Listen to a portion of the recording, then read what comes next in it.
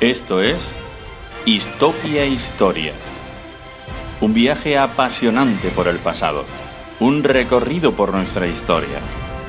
Un programa dirigido y presentado por Juan Ramón Ortega y producido por Francisco Rodríguez.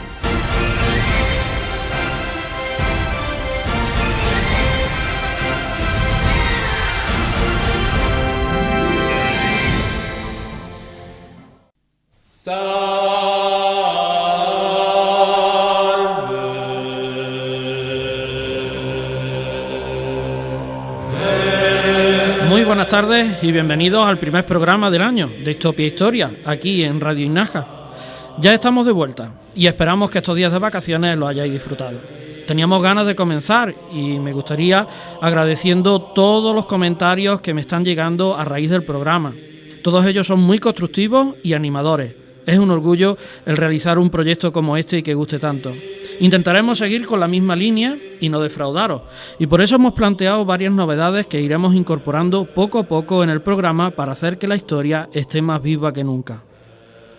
Este sería el programa número 11. Por eso comenzamos con un tema apasionante por su historia, misterio y leyenda que rodean a su trayectoria como a sus personajes. Hablamos de los templarios. Prometeréis a Dios y a la señora Santa María que siempre, de manera absoluta y sin concesión, mantendréis permanente vuestra castidad. Que no obtendréis riquezas ni honores y que nada, ni siquiera esa espada, os pertenecerá. Que serviréis a Dios como el más pobre de los mortales y que renunciáis a vuestra voluntad hasta el fin de los días. Que nunca abandonaréis esta casa ni por una causa fuerte o débil, ni por un motivo mejor o peor. Soportaréis palabras malsonantes. Y si queréis dormir, se os hará velar. Y si deseáis velar, se os mandará reposar. Pues sois siervo y esclavo de esta orden, y habéis jurado proteger la cristiandad con vuestra vida. Pues el temple es la espada de Dios y tú, templario, el brazo fuerte que empuña su ira.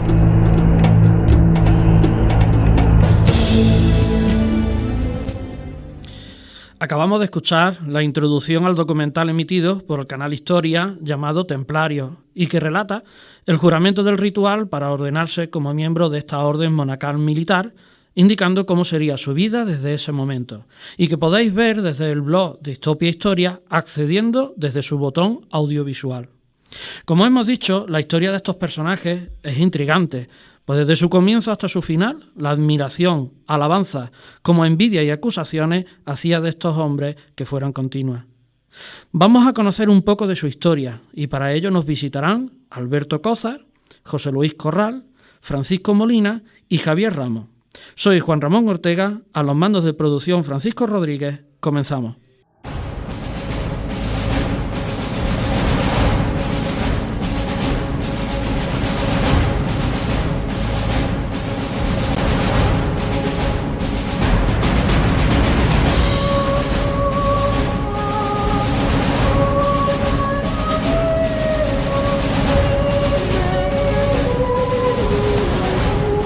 Estamos acostumbrados a ver a los templarios actuar en Oriente Próximo, pues su comienzo en las cruzadas hacen que sea su lugar de operaciones por el cometido que tenían, proteger a los peregrinos cristianos de los salteadores. Pero, ¿solo fue ese su cometido? ¿O se dedicaban a otros menesteres como defender reinos? ¿Solo estuvieron en Oriente Próximo? Es decir, lo que es actualmente Siria, Líbano e Israel, ¿o estuvieron en la península ibérica, un lugar muy distante de Jerusalén? Para contestar a estas y otras preguntas está con nosotros de nuevo Guillermo Cózar, historiador medievalista por la Universidad Autónoma de Madrid. También es presidente de una asociación de recreación histórica y es especialista en templarios, también como asesor histórico en cine y televisión. Muy buenas y bienvenido de nuevo a Histopia Historia, Guillermo. Buenos días, Juan Ramón, ¿qué tal? Bien, aquí estamos para poder hablar un poquito contigo sobre este tema tan apasionante que son los templarios, en el cual tú eres especialista en ellos. Coméntanos un poco a grosso modo sobre los comienzos, quién fue el impulsor, algo así para que podamos empezar a saber de estos templarios. Perfecto. Bueno, muchas gracias por invitarme una vez más al programa, y la verdad es que los templarios son un tema muy interesante, puesto que no solamente son una orden militar que ha generado muchísimo interés a lo largo de toda la historia, sino que además son una orden que nos toca especialmente en la península ibérica. Ellos se fundan en Oriente Medio, en Jerusalén, en el año 1119-1120, y los primeros años de su existencia son algo desconocidos, puesto que no tenemos apenas pruebas de cómo se originaron exactamente y cómo se agruparon.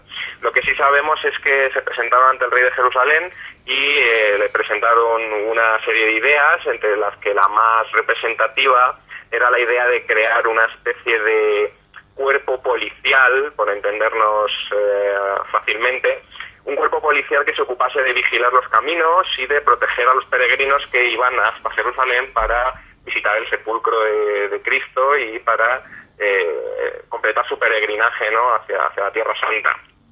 Este fue, digamos, el origen inicial, pero luego, con el paso de los años, pues fueron creciendo en número, presentaron una regla con ayuda de San Bernardo de Claraval, es decir, constituyeron una orden monástica y religiosa que se fundamentaba en el seguimiento de una regla religiosa y, por lo tanto, un canon de vida, y a partir de ahí fortificaron, digamos, su aspecto religioso, su aspecto militar, y dieron lugar a un nuevo concepto, una nueva caballería, como decía Bernardo de Claraval, que es la de las órdenes militares.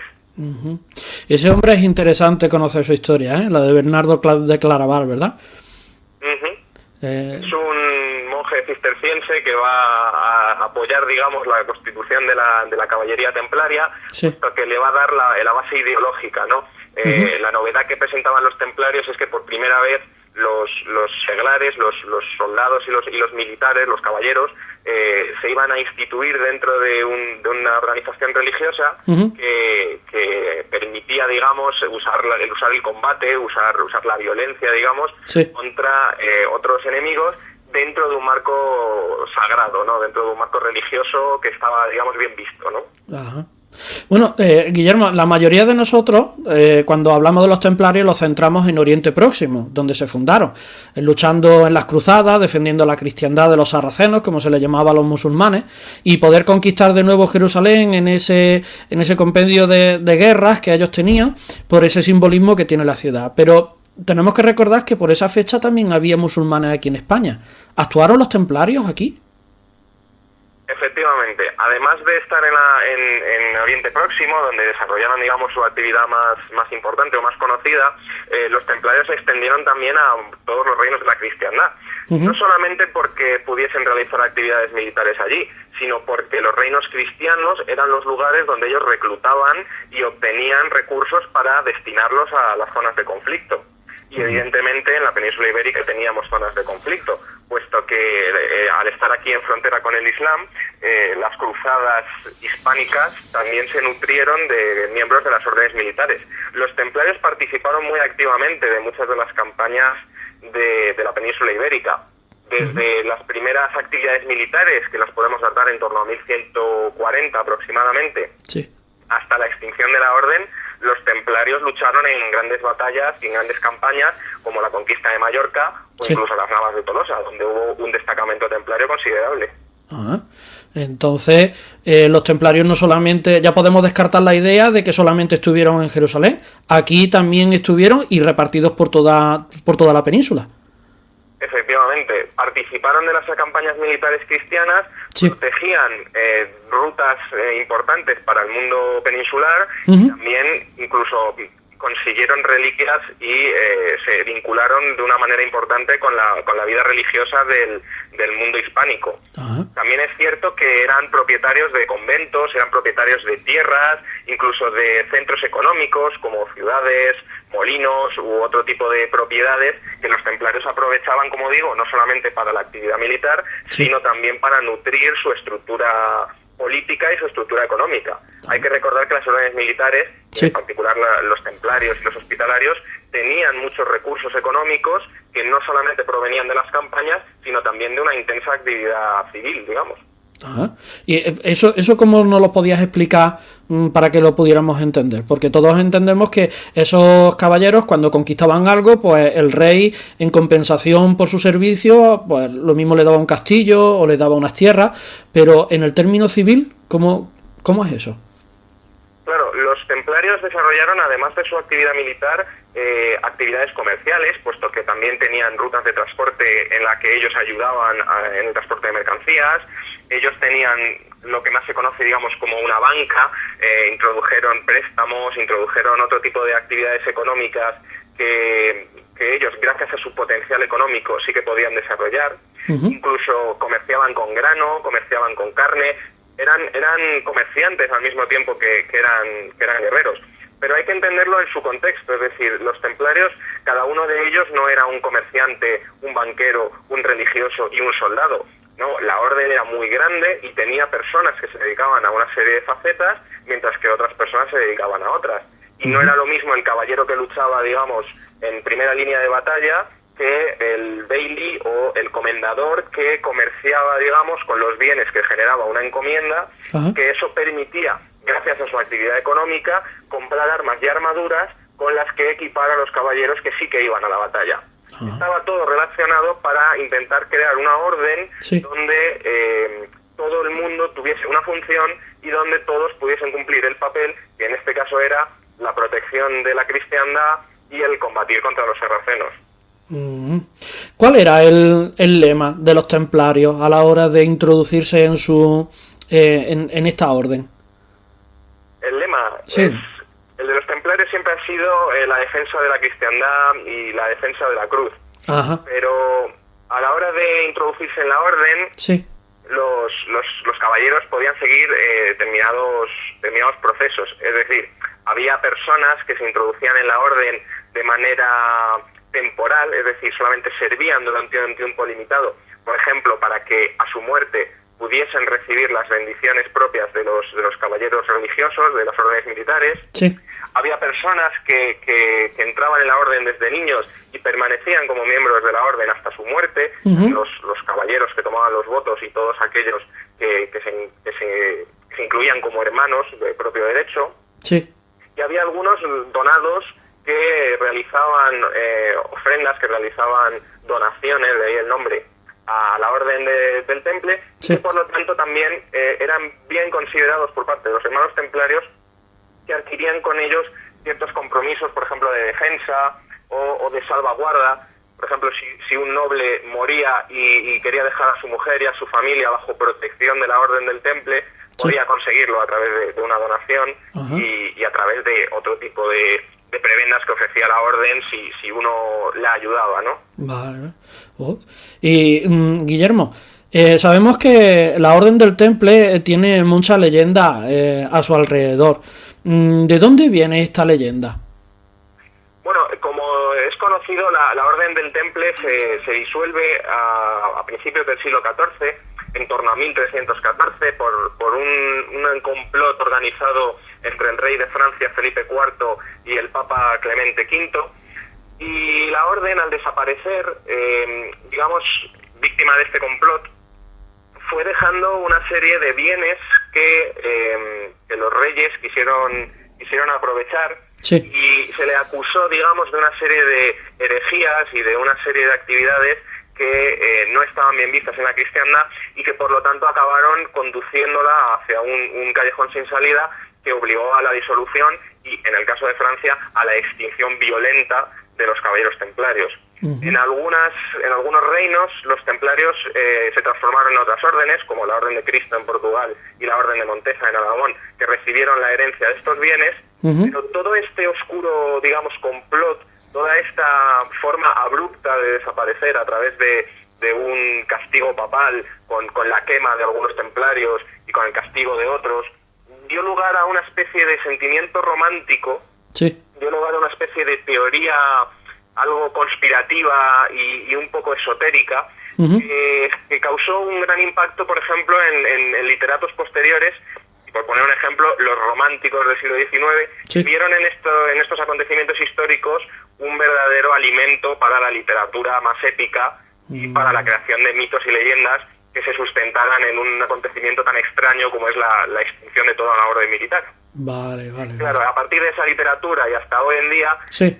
los templarios se han convertido en el objeto perfecto de las elucubraciones y de las leyendas, puesto que tienen un material muy rico para dar este tipo de Vale. creaciones. Y de ahí que la leyenda templaria haya sido, con diferencia, una de las más destacadas en toda la que es la literatura actual, y desde luego, Sí. pese a ser una orden tan parecida a la de los hospitalarios, estos otros no han dado lugar a una leyenda tan rica, ¿verdad? Vale. Uf. Creo que el tema de los templarios daría para hablar muchísimo más, pero el tiempo en la radio, sabe Guillermo, se agota, es una pena, pero tendrías que volver otra vez para seguir hablando sobre detalles de estos personajes tan interesantes, por ejemplo, nombres, maestres, cómo fueron la profecía de este último gran maestre, ¿no? Que parece que se cumplió al cabo de 1 año o 2 años, ¿no? ¿Fue así más o menos? La dinastía de Felipe IV no duró mucho más allá de la extinción de la Orden del Temple, puesto que se hizo una profecía al desaparecer el último maestre, Jacques de Molay, Sí. que dijo, se supone en la hoguera, que encomendaba o combinaba al rey a presentarse ante Dios al cabo de 1 año. Sí. Y aunque no fue exactamente 1 año, como dices, sí que es verdad que su dinastía terminó desapareciendo muy pronto. Murió su mujer, murieron su hijo y sus hijas, y efectivamente desaparecieron ellos junto con la leyenda templaria. Pues Guillermo, ha sido un placer conversar otra vez contigo. Lo primero lo hicimos con la Reconquista, ahora estamos hablando con los templarios. Hemos aprendido en tan poquito tiempo mucho sobre esta orden militar. Agradecemos mucho tu colaboración y esperamos oírte de nuevo en otro momento. Muchas gracias a vosotros por invitarme, un placer, y un saludo a todos los oyentes del programa.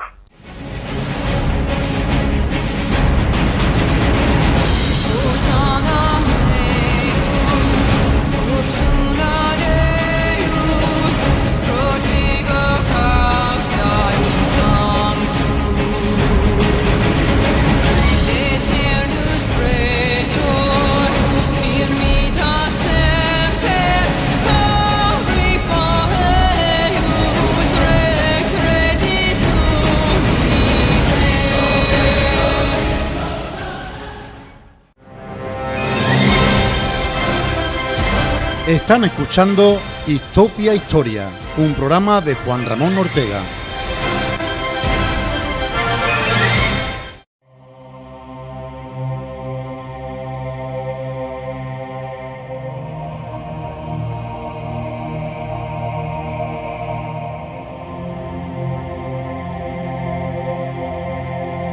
Ahora entramos en la sección literaria del programa y, como bien sabéis, traemos un libro o novela histórica para poder disfrutar de la lectura y conocer historia a través de este medio.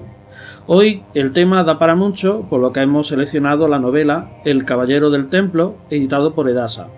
Su autor es José Luis Corral, historiador medievalista, profesor titular en el Departamento de Historia Medieval, Ciencias y Técnicas Historiográficas y Estudios Árabes e Islámicos en la Universidad de Zaragoza.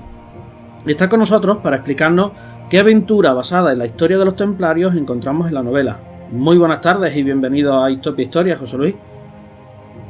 Hola, pues muy buenas tardes y muchas gracias por la invitación, estoy encantado. Gracias a ti por acceder. José Luis, además de esta novela, tienes otro libro sobre este tema, Breve Historia en la Orden del Temple, que se centra en la orden militar desde su inicio. En El Caballero del Templo, ¿en qué época concreta te centras? Sí, bueno, efectivamente en el año 2006 yo publiqué 2 libros a la vez. Un libro de historia, esa breve historia de la Orden del Temple, y a la vez una novela que es El Caballero del Templo. Porque muchas veces los que tenemos esta doble condición de que somos historiadores y somos novelistas, somos preguntados por qué tipo de actividad nos gusta más, o bien qué parte hay de historia en la novela y qué parte hay de novela en la propia novela, ¿no? Yo publiqué estos 2 libros a ver, precisamente para demostrar que un historiador podía escribir novela sin perder en ningún momento el rigor histórico y que a la vez se podía seguir haciendo un ensayo histórico perfectamente. La breve historia de la Orden del Temple cuenta toda la historia desde la fundación hasta el final, estos 2 siglos, los siglos XII y XIII de la Orden del Temple, esta orden tan importante que se creó en Jerusalén, en Tierra Santa.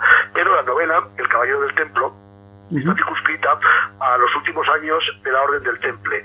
El protagonista es un caballero inventado, es un caballero que nunca existió, pero que puede ser el estereotipo de algunos de estos caballeros medievales que ingresaron en la Orden del Temple, pues a saber por qué, ¿no? Algunos serían por ideología, otros por cuestiones puramente de espíritu, otros por convicción. Bueno, por el orden que fuera, este caballero, Santa Pau, ingresa en la Orden del Temple y vive los últimos años de la Orden en Tierra Santa, años muy convulsos porque fueron los años en los cuales los cristianos fueron expulsados de Palestina y tuvieron que marcharse de aquella tierra, y además son los años que coinciden precisamente con la disolución de la Orden del Temple. La novela ocupa, por tanto, esos últimos años del siglo XIII y los primeros del siglo XIV.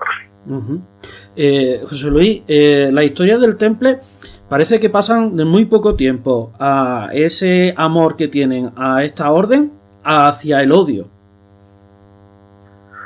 Sí, la verdad es que la Orden del Temple fue una orden muy prestigiosa, sobre todo en el siglo XII y la primera mitad del siglo XIII, pero a partir de 1250, de 1260, cuando los cristianos comenzaron a tener serios problemas a la hora de mantener la propiedad de las tierras de Tierra Santa, de Palestina, la Orden del Temple cayó en un cierto desprestigio. Por otra parte, se había convertido en una orden muy rica, eran banqueros, realizaban una serie de préstamos a una serie de gentes, incluso a los reyes, ¿no? En Occidente, esos préstamos los llevaron a ser considerados pues como unos prestamistas poco menos que como personas indeseables. Y de la admiración que tuvieron durante prácticamente 150 años, se cayó en un odio, en un rechazo que los llevó a ser pues perseguidos y al final disueltos por una orden del Papa que tuvo lugar a principios del siglo XIV. Efectivamente, en apenas 50 años pasaron de ser poco menos que los héroes, los grandes héroes de la cristiandad, a ser considerados poco menos que unos villanos. En la novela, el protagonista, Jaime de Castelnau, está en la caída de la ciudad de San Juan de Acre. Pero lo interesante es que lucha al lado de Roger de Flor y sus almogárabes. ¿Cómo es esto? ¿Cómo se introduce este tema ahí en la novela? Sí, bueno, este episodio es histórico, aunque Jaime de Castelnau es un personaje inventado, pero sí responde al estereotipo del tipo templario de fines del siglo XIII, principios del siglo XIV. Está traído a colación porque efectivamente en ese momento de la caída de San Juan de Acre en 1291, San Juan de Acre es prácticamente la última gran posesión que tienen los cristianos en Tierra Santa. Ahí intervinieron una serie de personajes que luego serán muy importantes en la historia del mundo mediterráneo. Templarios, hospitalarios, caballeros, reyes, condes, duques, todos ellos confluyeron en la defensa de San Juan de Acre, como digo, la última gran posesión que fue ocupada por los musulmanes y que tuvieron que abandonar. Y en ese momento se producen episodios realmente tremendos. Hay que tener en cuenta que el asedio de San Juan de Acre por varios miles de soldados del ejército musulmán supuso el que se produjera una desbandada por mar, porque la ciudad estaba en el mar, estaba en una pequeña península rodeada por todas partes, se produjo una desbandada y cada uno pudo escapar de la ciudad como pudo. Algunos pagaron mucho dinero para ser evacuados en una serie de barcos, una serie de naves, y precisamente un episodio muy, muy controvertido es el que tuvo lugar precisamente en la huida de San Juan de Acre, cuando una serie de personajes pues cobraron muchísimo dinero, es decir, realizaron verdaderos chantajes para poder evacuar a agentes nobles que por todos los medios querían salir de San Juan de Acre y que no tenían otra posibilidad de hacerlo más que por el mar, por el puerto, que fue lo último que conquistaron para los musulmanes. Entonces, la historia de los almogárabes con Roger de Flor es que estuvieron en ese momento. Sí, eso iba ahora, ¿no? Roger de Flor es un personaje tremendamente controvertido. En realidad, él es un miembro de la Orden del Temple, está al servicio de la Orden, es un templario, pero que se da cuenta que puede hacer un negocio fabuloso utilizando uno de los barcos de la Orden del Temple, que eran propietarios de una serie de barcos, precisamente para evacuar a gente que tiene dinero del asedio de San Juan de Acre. Y es lo que hace Roger de Flor. De alguna forma pues traiciona al Temple, se apodera de ese barco rico y se hace inmensamente rico con el dinero que consigue que algunos nobles le paguen para sacarlos del asedio de San Juan de Acre. Claro, automáticamente Roger de Flor es considerado un personaje maldito y un tío que ha traicionado la Orden del Temple, maldito para la Orden del Temple, perseguido por la Orden del Temple. Él, para escapar de esta persecución, lo que hará un poquito más adelante es ponerse al servicio del rey de Aragón, es decir, utilizarse, emplearse como mercenario del rey de Aragón. Hay que tener en cuenta que en estos momentos, hacia 1300, los reyes de Aragón, especialmente pues lo harán con Pedro III el Grande, después con Jaime II, van a ampliar sus conquistas en el Mediterráneo, en Sicilia, en Cerdeña y en otros lugares, y la corona de Aragón tiene un gran interés en disponer de los mejores barcos y de los mejores capitanes de barco en el Mediterráneo. Roger de Flor va a ser uno de ellos. Para escapar de la persecución de los templarios, lo que hará Roger de Flor fue ponerse al servicio de los reyes de Aragón como comandante de una de estas compañías de almogávares que participarán en la conquista de Grecia. Ajá.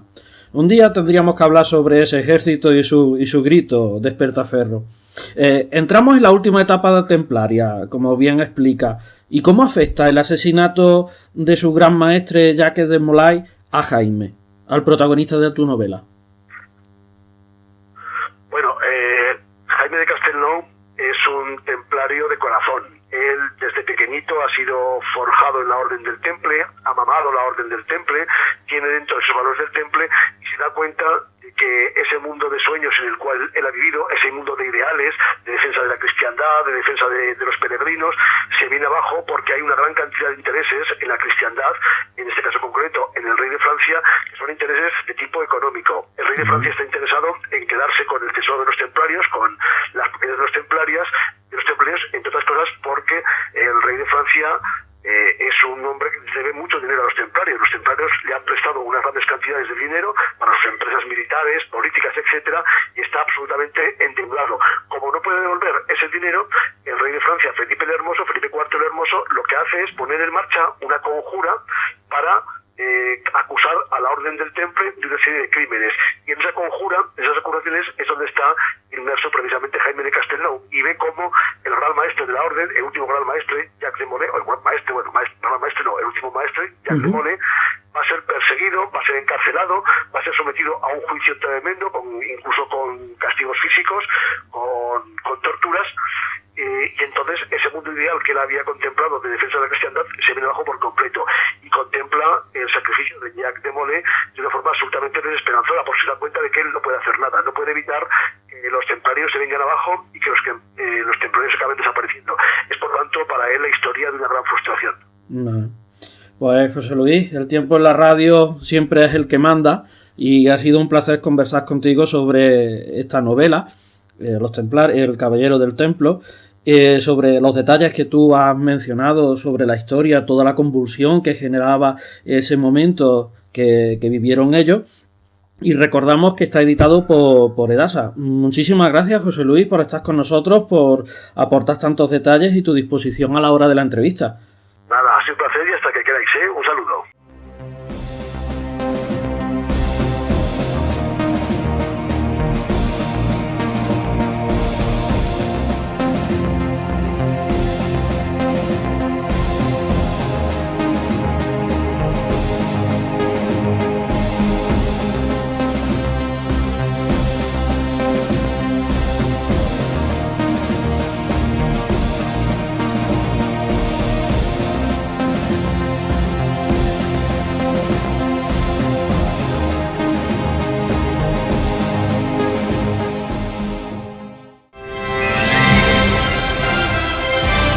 Le acompaña Radio Iznájar. Escuchan Histopia Historia con Juan Ramón Ortega.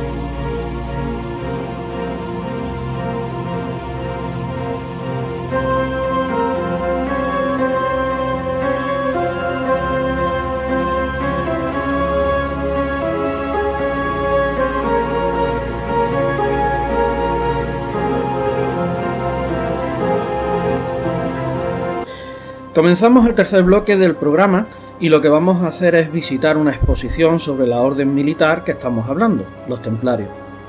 La exposición se llama Templarios y otras órdenes militares. Para conocer qué podemos ver, en qué se centra la exposición y dónde se encuentra, nos visita Francisco Molina, director de la empresa Cultura Entretenida, propietaria de la exposición. Muy buenas, Francisco, y bienvenido a Histopia Historia. Hola, buenas, encantado de estar con ustedes, muchas gracias. Gracias a ti. Francisco, ¿cómo está organizada la exposición Templarios y otras órdenes militares? La muestra, que tiene carácter de permanencia, ya llevamos varios años en Toledo, es una muestra que está dividida fundamentalmente en tres bloques. Por un lado, la situación del contexto histórico con el inicio de las cruzadas, luego la creación de las dos primeras órdenes militares, la de los templarios y la de los hospitalarios de San Juan, y finalmente una parte muy importante que son todas aquellas órdenes que también tuvieron una presencia importante en la península ibérica, como son las órdenes de Santiago, Alcántara, Calatrava o la Teutónica. La muestra está presentada a base de, por un lado, paneles, audiovisuales, maquetas, atrecho, armamento, etcétera. Es una muestra histórica, muy visual y también pedagógica, didáctica, para que quien acude a visitarla pues sepa situarse y sepa sobre todo en qué se basó la historia de una orden pues tan polémica como la de los templarios, porque tuvo un enorme poder y porque finalmente fue perseguida y acabaron muchos de sus miembros en la hoguera en fin, porque fueron condenados por la Inquisición. Pero bueno, podemos hablar largo y tendido sobre esto, ¿no? Sí, sí. Por lo que estamos oyendo, es bastante completa lo que es la exposición. Sí, bueno, esa era nuestra idea inicial cuando la llegamos a diseñar y posteriormente a producir. Se han hecho algunas presentaciones en el castillo del Papaluna de Peñíscola, que es un castillo templario, también en Logroño, y finalmente acabamos en Toledo, ya le digo, de forma permanente, y estamos en el monasterio de San Clemente, que es un monasterio cisterciense, y el espacio que ocupamos, las antiguas caballerizas, son contemporáneas precisamente a la fundación de la Orden Templaria en el siglo XII, con lo cual es un lugar más que adecuado. Más aún si tenemos en cuenta que en alguno de los salones del monasterio se reunían las órdenes militares de la península ibérica. Entonces, bueno, pues es un espacio muy, muy adecuado para la muestra, como decimos. Entonces el visitante se puede incluso estar, ¿cómo lo diría? Se puede recrear no solamente lo que es la exposición, sino en el contexto histórico en el que está también expuesta allí, ya que fue un sitio en el que estuvieron los propios templarios. Correcto, eso es. En Toledo era un centro de poder muy importante, comercial también, y ya que los templarios pues ejercían un poder importante en lo que es todo el tema bancario, porque fueron los primeros banqueros de la cristiandad, pues lógicamente estaban allí asentados y claro, ese fue su principal problema para finalmente acabar como acabaron, que acumularon enormes riquezas durante sus apenas 2 siglos de existencia, y por eso fueron perseguidos, pues porque el Papa Clemente V, digamos que aceptó del rey Felipe el Hermoso de Francia, que tenía enormes deudas con los templarios, para perseguirles y terminar extinguiendo la orden en el año 1312. Muy bien. Francisco, ¿qué piezas podemos ver en la exposición que nos llamen más la atención? Porque nos ha hablado de medios audiovisuales, de planos, de lo que son paneles, incluso maquetas. ¿Cuáles son las piezas más interesantes que podemos ver? Bueno, presentamos una maqueta muy espectacular del crack de los caballeros, que es el prototipo de fortaleza inexpugnable que hoy en día se puede visitar en Siria. Es una fortaleza que sigue en pie y que tiene una enorme historia, que fue construida por los hospitalarios y también por los templarios, gestionada por ambas órdenes, y la presentamos como símbolo también de lo que es la arquitectura, la creación de fortalezas inexpugnables. El atrecho hecho, muy interesante. Vemos cómo iban uniformados las diferentes órdenes militares, el armamento, por supuesto, y bueno, pues también el escalafón de la orden templaria, el escalafón que estaba iniciado por ejemplo, lo que eran los simples escuderos hasta el gran maestre, que era, digamos, el jefe de la orden en toda la zona que ocupaban los templarios, ¿no? En las encomiendas, que eran los lugares que gestionaban los templarios todas sus riquezas, sus castillos, etcétera. Ajá. En la exposición también, por lo que podemos encontrar en su página web, podemos ver que tiene como una estimación de horario. ¿En cuánto tiempo se puede ver lo que es la exposición? La visita media está entre los 30 y los 45 minutos, aunque hay visitantes que están mucho más tiempo porque leen absolutamente todos los paneles. Hay mucha información y hay quien realmente se siente interesado por leerlo todo. Tenemos un audiovisual de 20 minutos que refleja muy bien el auge y caída de la Orden de los Templarios, en concreto en la Corona de Aragón. También tenemos la colaboración con el canal Historia, que también nos ha cedido un audiovisual muy interesante, ya más general, sobre la Orden de los Templarios en toda Europa y en Tierra Santa. Y luego, pues bueno, los paneles que son muy definidos, con muchas imágenes y demás, ¿no? Bien, nosotros ahora decidimos de visitar Toledo. Nosotros estamos en la ciudad y queremos acceder a lo que es la exposición. ¿Dónde podríamos acceder? Porque nos ha explicado que está en un monasterio, pero ¿cómo podríamos llegar allí? El monasterio de San Clemente está muy cerquita, en plena judería de Toledo, muy cerquita de la calle Santo Tomé, que es una de las calles principales de Toledo, y muy cerquita también de la catedral. Apenas en 5 minutos caminando desde la catedral primada podemos acceder al monasterio de San Clemente, que es un edificio, como hemos dicho, iniciado en el siglo XII, que además tiene como una característica interesante y curiosa, que fue allí donde las monjas, que hoy en día todavía lo venden, se creó el primer mazapán de Toledo, ¿no? El famoso mazapán toledano. Muy bien. Sabemos que su empresa, Cultura Entretenida, tiene además otras exposiciones. ¿Qué exposiciones podemos visitar de vuestra empresa? Nuestra empresa está especializada en el diseño, producción y gestión de muestras temáticas de carácter científico e histórico, y en Toledo tenemos también la exposición Leonardo da Vinci, el inventor, que presenta 21 maquetas a gran escala de inventos diseñados por el gran genio florentino Leonardo. Y además también tenemos esta exposición, se encuentra en la Posada de la Hermandad, que es uno de los pocos edificios civiles de estilo gótico que se conservan en Toledo, que tiene además una historia muy interesante, porque fue un palacio de justicia y tiene mazmorras donde había presos que luego posteriormente eran juzgados allí mismo. Y luego también finalmente tenemos la muestra de antiguos instrumentos de tortura sobre la Inquisición y demás, que está en la sala de exposiciones Alfonso XII, también un edificio del siglo XV. ¿En Granada también tenéis alguna exposición que podés ver? Gestionamos en pleno Albaicín, junto a la Carrera del Darro, en la Cuesta de Santa Inés, en el número 6, el Palacio de los Olvidados. Es un palacio que perteneció a un antiguo judío, un judío converso, y donde presentamos por un lado una colección relacionada con toda la presencia sefardí en Granada, y otra también sobre la Inquisición, pero más, digamos, enfocada a lo que fue la persecución de los judíos y de los moriscos en Granada. Es una muestra que está funcionando también muy bien, porque además el palacio ya de por sí, el Palacio de los Olvidados, merece una visita. Es un palacio del siglo XVI. Pues sin duda que lo haremos esa visita. Pues Francisco, ha sido un placer el conversar con usted sobre la exposición templaria que dirige. Le damos las gracias por su atención y que haya apartado parte del tiempo para poder explicarnos dónde podemos encontrar esta exposición y sobre la temática que tenéis, que es aparte de otras órdenes militares. Esperamos que en otra ocasión pues podamos conocer más plenamente o más concretamente las exposiciones que nos ha mencionado, porque seguramente que saldrá en el programa de historia los temas que vosotros exponéis. Te damos muchísimas gracias. No, gracias, y será un placer atenderles cuando ustedes lo crean conveniente. Un saludo.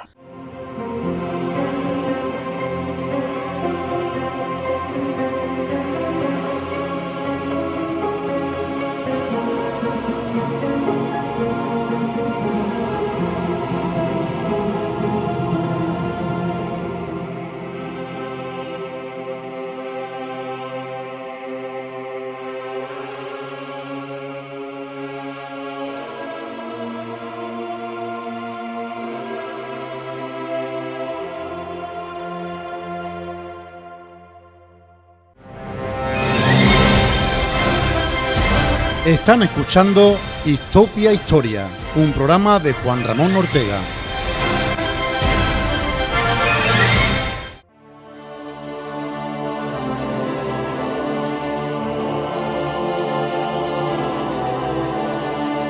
Entramos en la última sección del programa y nos vamos de ruta.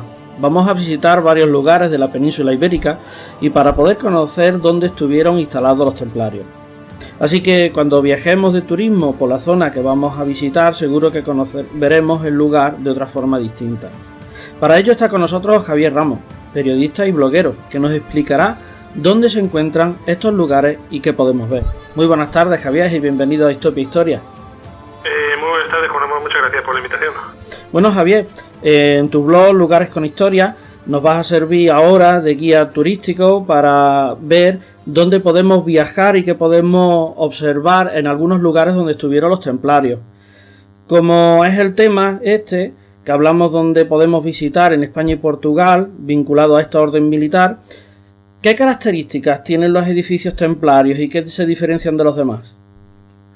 Pues la arquitectura de los edificios templarios tenía sus características propias y naturales, como por ejemplo podemos citar la creación de edificios religiosos de planta arquitectónica octogonal, que era la seña de referencia, y ejemplos lo tenemos en la iglesia navarra de Santa María de Unate o la soriana de ermita de San Saturio en el cañón del río Lobos, en la provincia de Soria. Lo hacían a imitación de lo que era la iglesia de la Cúpula de la Roca, situada en Jerusalén, en el país de Israel, que fue la iglesia madre donde nació la Orden del Temple en el siglo XIII. Además de observar estos edificios, ¿hay alguna otra evidencia que podamos encontrar aquí en España?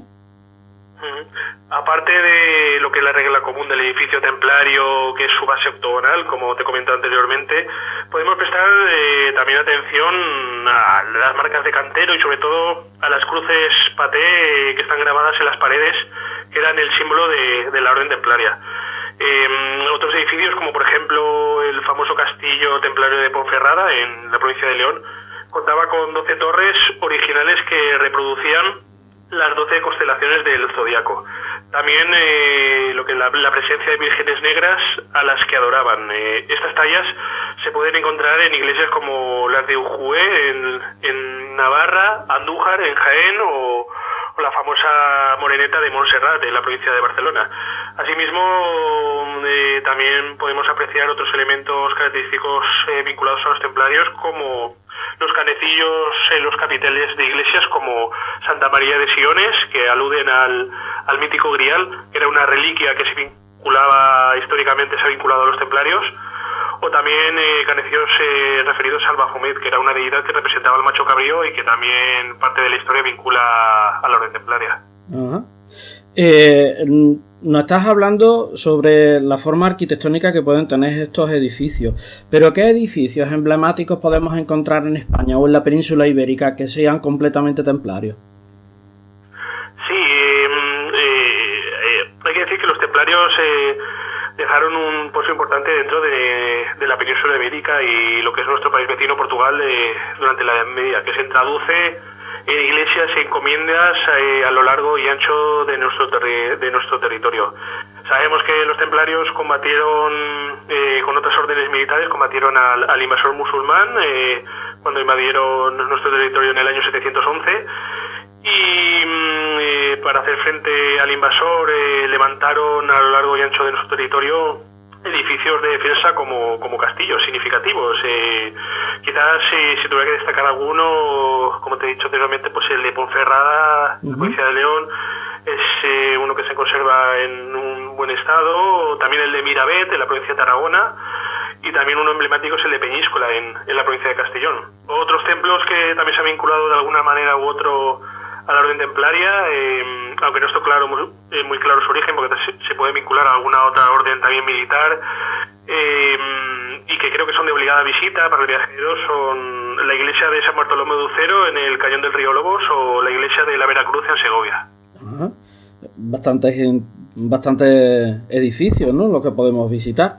Y Javier, tú, cuando nosotros lleguemos a ese templo o a ese castillo, ¿qué nos aconseja en que nosotros nos fijemos? Aunque antes has explicado las características arquitectónicas, pero para unos profanos como nosotros, ¿qué podemos ver o qué podemos guiarnos para saber qué es templario?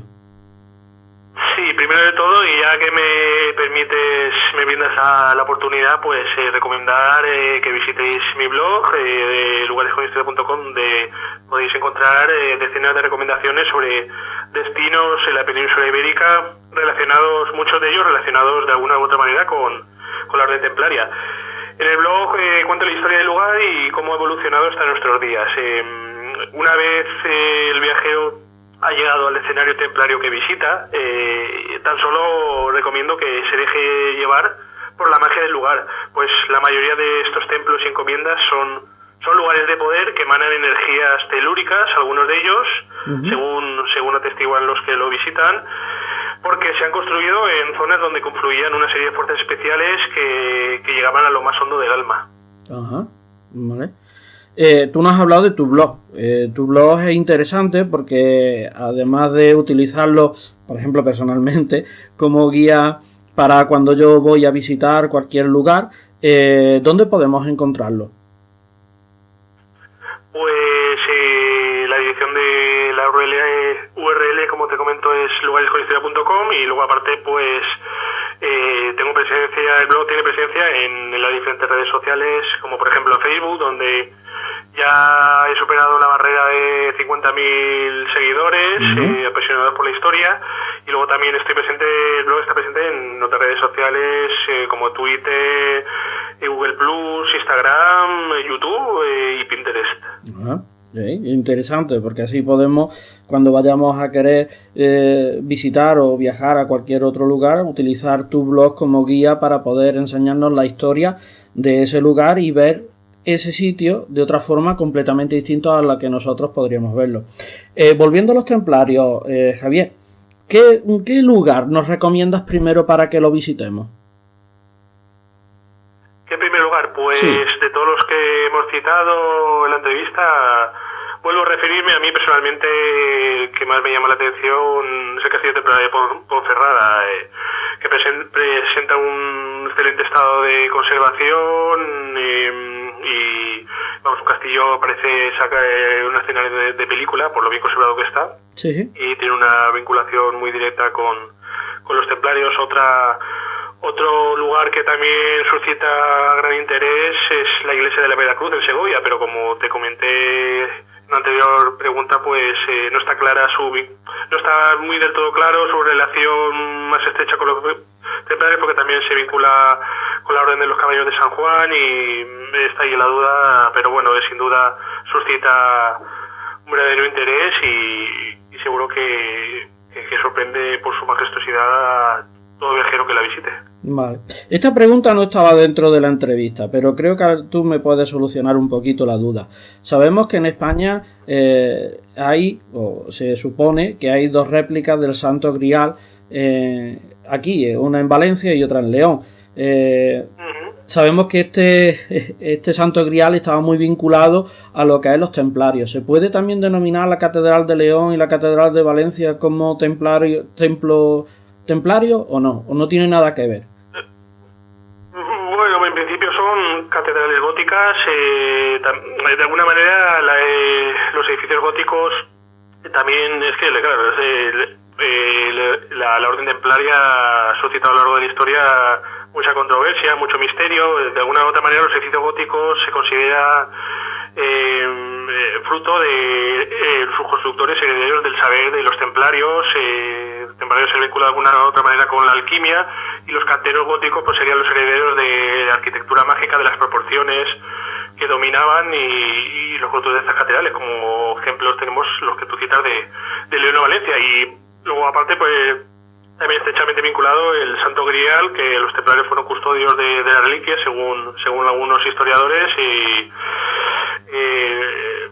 el Grial de Valencia puede ser el que las fuentes citan como auténtico, que fue el que se veneró en la última cena, el que estuvo previamente en San Juan de Duero y llegó a la Catedral de Valencia, aunque una historiadora leonesa lo pone en duda y cita el de la Catedral de León como el verdadero Grial. Ajá. Qué interesante, ¿verdad? Tener tanta historia aquí en España y poder visitarla y saber qué es lo que ocurrió en esos momentos. Pues Javier, muchísimas gracias. La entrevista ha sido cortita porque el tiempo no da más, pero ha sido un placer conversar contigo. Sabes que te sigo en algunas intervenciones que tienes en Ágora Historia y descubrir tu blog ha sido un acierto, ¿no? Sobre todo para los que nos gusta viajar y para nuestros oyentes. Así que agradezco tu tiempo, tu disposición y que sepas que esta es tu casa, que en otro momento me gustaría que volvieras para seguir hablándonos sobre lugares que hay en España con historia. Perfecto, bueno, pues nada, muchísimas gracias y yo encantado de participar de tu programa y cuando quieras a tu disposición.